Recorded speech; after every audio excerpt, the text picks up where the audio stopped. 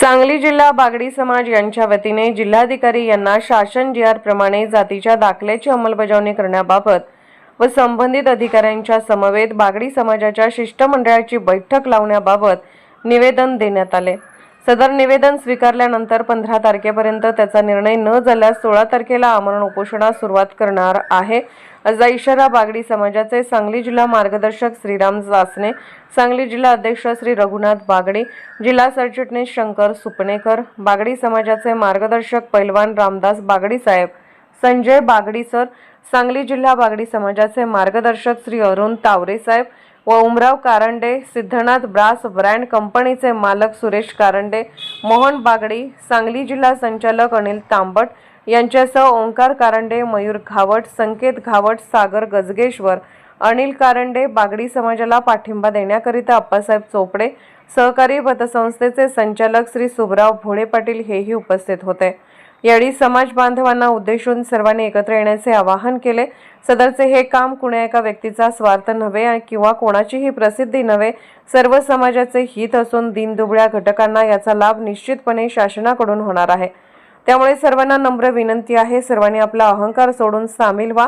पाण्यात काठी मारल्यानंतर दोन होत नाही, तसेच जगात कुठे गेला तर बागडी कधी दोन होत नाही, तो एकच राहणार। फक्त मनाने विखुरलेला असला तरी जातीने एकच आहे, त्याचं भान सर्वांनी ठेवावे।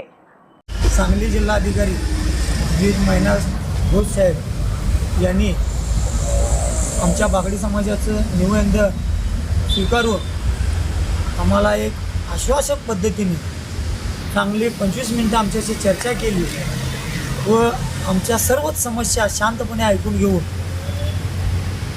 त्या समस्यामध्ये मुख्यत्वे मुलांच्या शाळेचे जातीचे दाखले असोत,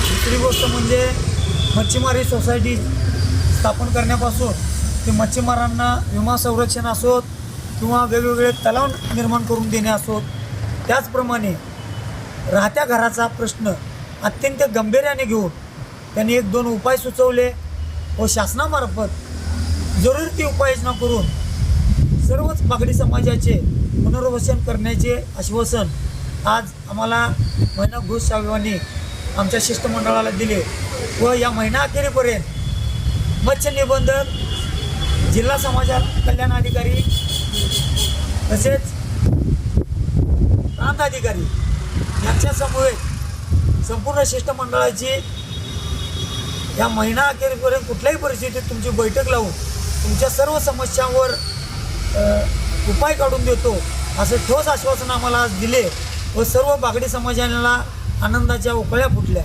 आणि असे अधिकारी फार कमी असतात तात्काळ निर्णय घेणारे, त्यामुळे संपूर्ण बागडी समाजाकडून आज आम्ही महिना घोष साहेब यांना मानाचा बागडी सलाम करीत आहोत आणि येणाऱ्या काळात असेच सहकार्य बागडी समाजावर राहील अशी आशा आम्ही त्यांच्याकडून बाळगतो।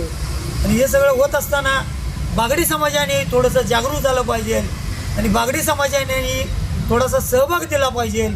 कोणी तुम्हाला इथं तुमची लूटमार करायला किंवा तुमचे पैसे काढून घ्यायला बोलवत नसतं किंवा तुमचा वेळ वाया घालवायला बोलवत नसतं। आज सकाळी 10 वाजल्यापासून आजरा चंदगडपासून मालगाव, खंडेराजुरी जिल्ह्याच्या विविध भागातून, कोल्हापूर जिल्ह्याच्या भागातून आज या ठिकाणी बागडी समाज बांधव गोळा झाला आहे। याचं तरी भान बागडी समाजाने येणाऱ्या काळात ठेवावं।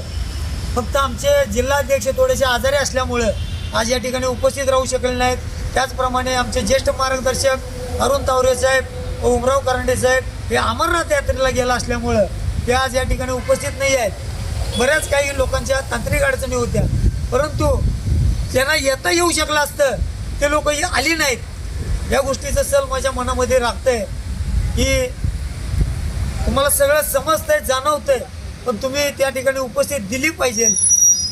फक्त व्हॉट्सअप ग्रुपवरती आम्ही हे केलं आणि हे करत आहोत असं म्हणण्यापेक्षा प्रत्यक्षात ग्राउंडवर येऊन काय करावं लागतं आणि चर्चा केल्यानंतर त्यातून समाजासाठी काय निघतं याचं भान ठेवून समाजाला एक दिशा आणि मार्गदर्शन आपण देऊया, एवढीच मी या सर्वांना विनंती करतो।